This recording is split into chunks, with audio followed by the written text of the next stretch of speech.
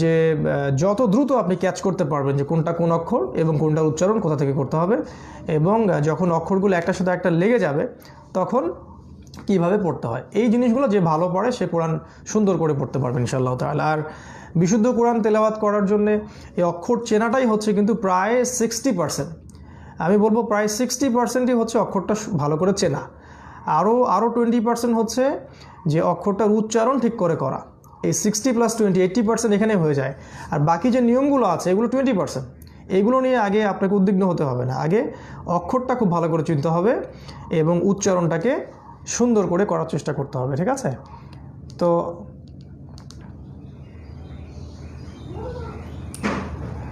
আচ্ছা, আমাদের 3টা বেজে গেছে, তারপরে আমি আরেকটা পৃষ্ঠা পড়া দিয়ে আজকের এই ক্লাসটা শেষ করবো ইনশাআল্লাহ তাআলা। সেটা হলো আমরা পেজ নাম্বার 14তে যেতে চাচ্ছি, 14 নম্বর পৃষ্ঠা, 14 নম্বর পৃষ্ঠা যেতে চাচ্ছি। এবং এখানে গিয়ে দেখবেন যে এখানে আবারও 3টা অক্ষর দেয়া আছে, ঠিক আছে? আরও 3টা অক্ষর দেয়া আছে, আপনারা ইমেজ দেখতে পারবেন যখন ডাউনলোড করে নিলে ইনশাআল্লাহ। এখানে দেখবেন 3টা অক্ষর দেয়া আছে। এই 3টা অক্ষরের নামটা আগে বলে দিচ্ছি। এই যে অনেকটা বায়ের মতো শেপ কিন্তু উপরে 3টা ফোঁটা, এর নাম হলো ফ্যা, ফ্যা, ফ্যা। এই যে দালের মতো দেখতে, এই যে জিহ্বার অগ্রভাগের মতো দেখতে, জিহ্বার অগ্রভাগের এই শেপটা, অর্ধেক কার্ভ করা শেপটা, উপরে একটা ফোঁটা, এর নাম হলো দ্যাল, দ্যাল। আর এই যে দেখবেন তয়ের মতো দেখতে, আমরা কিন্তু অনেকে তোয়া বলি, আসলে এটা তোয়া নয়, এটা তয়ের মতো দেখতে কিন্তু উপরে একটা ফোঁটা আছে, এর নাম হলো জ, এর নাম হলো জ। প্রথমে বলে নিচ্ছি যে এই তিনটা অক্ষর একই ক্যাটাগরির অন্তর্ভুক্ত, একই গ্রুপের অন্তর্ভুক্ত, ঠিক আছে?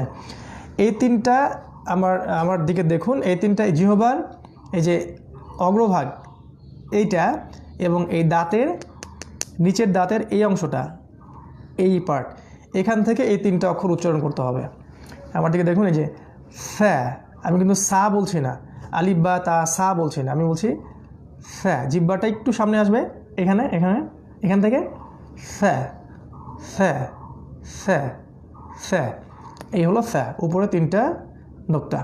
ঠিক একই জায়গা থেকে আপনাকে বলতে হবে that'll, that'll, that'll, that'll, not জাল, আমি বলেছি দ্যাল, দ্যাল।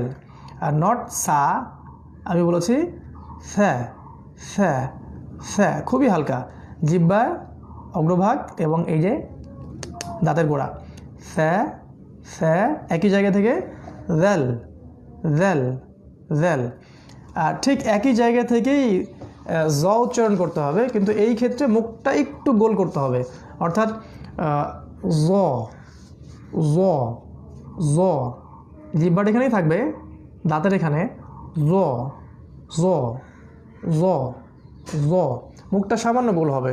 এই হলো এই 3টা হরফ, ফ্যা, দ্যাল, জ, ফ্যা, দ্যাল, জ।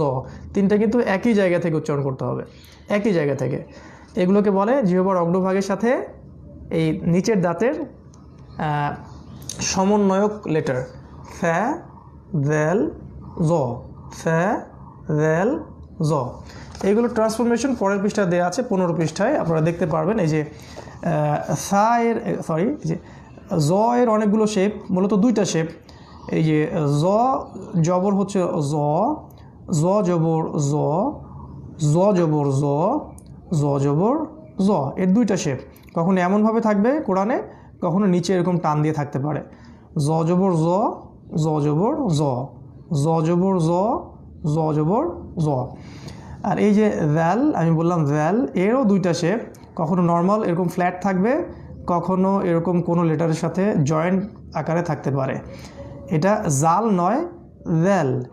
জিহ্বা সামনে আসবে দাঁতের এখানে, এখানে ভ্যাল, ভ্যাল, ভ্যাল, ভ্যাল, ভ্যাল জবর দ্যা, ভ্যাল জবর দ্যা, ভ্যাল জবর দ্যা, ভ্যাল জবর দ্যা, ঠিক আছে?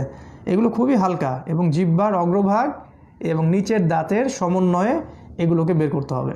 যেমন জ জবর জ, জ জবর জ, জ জবর জ, জ জবর জ, দ্যাল জবর দ্যা, দ্যাল জবর দ্যা, দ্যাল জবর দ্যা, দ্যাল জবর দ্যা।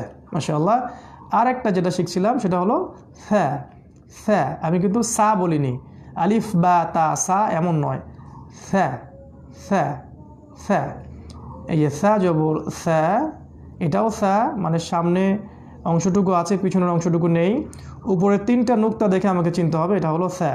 থ্যা জবর থ্যা, এটাও থ্যা, অর্থাৎ সামনে কিছু ছিল, এটা শেষে আছে। থ্যা জবর থ্যা, এটাও থ্যা, সামনে কিছু ছিল, পিছনে কিছু থাকবে, এটা মাঝখানে। থ্যা জবর থ্যা, থ্যা থ্যা থ্যা থ্যা।